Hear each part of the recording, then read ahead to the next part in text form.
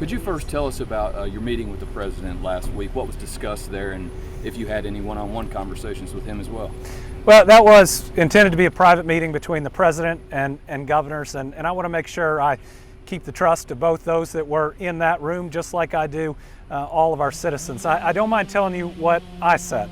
I said that our president is known for being a straight talker, telling the American people the truth, and my recommendation was that he have an open conversation with the public about the status of his health. For those that are worried, addressing it directly I think could be really beneficial. There have been rumors swirling around with your name being brought up and about the Democratic National Convention. Do you plan on attending there? What do you make of the rumors? Well, I'm a delegate to the Democratic National Convention. I was going before.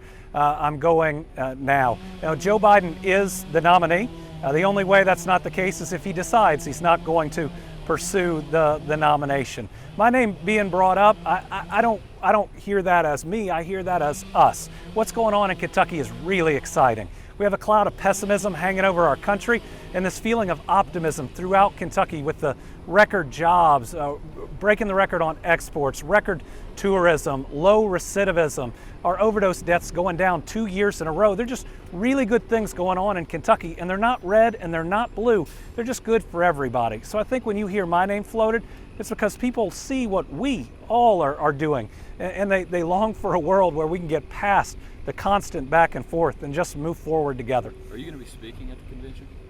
If they put out those invites, I don't know about it. So, as you said, he has to choose not to run again. You've said during your re-election campaign, and even since you were re-elected, that you would serve out your full term. Is that still how you feel with all the speculation as you potential VP if he steps down? I love being governor of the Commonwealth of Kentucky. I plan on continuing to be governor of the Commonwealth of Kentucky. I'm not going to speculate on this, is he running or is he not, because he says he's running. The only way I would ever consider anything other than this job, which I love, is if I felt that I could help this Commonwealth in special and important ways. Governor, do you feel more confident about the president's health after that meeting with him? Well, the president was in control of the room. He answered questions for an hour, but it's not about me. It's about the American people, and this is the President of the United States. So my hope is he'll come forward, and he'll just do what he has done throughout his career. He'll talk plainly and directly to the American people about his health. And we in the South talk about our health all the time.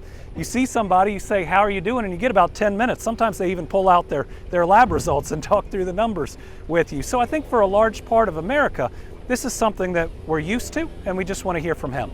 Is that something that's a big concern for the constituents you hear from, that his health is something that's on top of mind for them? Oh, yes. I believe that you run towards problems, not away from them. There's no question the president took a hit in that debate, and that people are worried about his health and want to hear directly from him. I got to see him, in a meeting, in control of the room, answering all those questions. But again, it's not about me. He is the president of the United States and needs to be able to speak to all those citizens directly about it. One more, guys. Noting you said that he commanded the room, he was in charge of the room. Did you notice a difference, to kind of reiterate this, in his mental acuity on Wednesday when you were there in person versus, when he visited Kentucky in January of last year over Brent Spence Bridge stuff? I think the president was answering questions from 11 or 12 governors, and we tend to ask difficult questions. He asked for really candid advice and responded to it. So I thought that the president certainly engaged with us on complicated matters. But again, this is something that he needs to not just reassure Democratic governors on, but he needs to reassure the American people.